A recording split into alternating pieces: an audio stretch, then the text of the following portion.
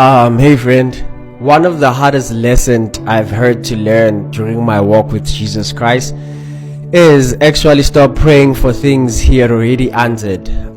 Stop dwelling in one thing that God has already given an answer for.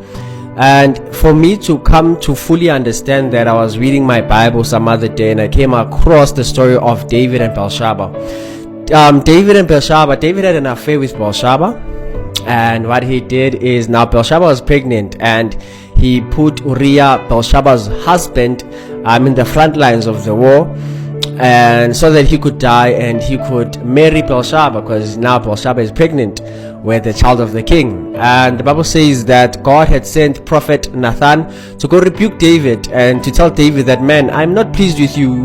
Why couldn't you have asked me for anything, David? Because I would have answered, And the child that Bathsheba and David had began to be sick, and David fasted and prayed to ask God to have mercy upon him, because he understands that the child is sick because of his act that he did that was not pleasing to God.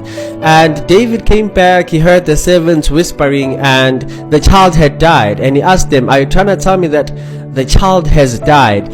And they said, yes, the child has died. And he said, okay, prepare food for me, I want to eat. And the servants were shocked. Why is he eating when the child is dead, but when the child was alive he was not eating? And David answered and said that me continuing fasting and praying would not bring back the child back to life. And I began to understand that it's imperative for us to accept God's answer as it is. It is imperative for us not to stop praying for things that God has already answered, because at the end of the day, prayer is not only designed to meet our needs, but prayer is also designed for God to know us and us to know Him, and for prayer to change us, to work on us. Because the more you get closer to God is the more you find faults in you, and it's the more you find your identity in Him. So yeah, that's the little thing I've learned in my little journey with Jesus Christ, that I need to stop praying for things that God has already answered.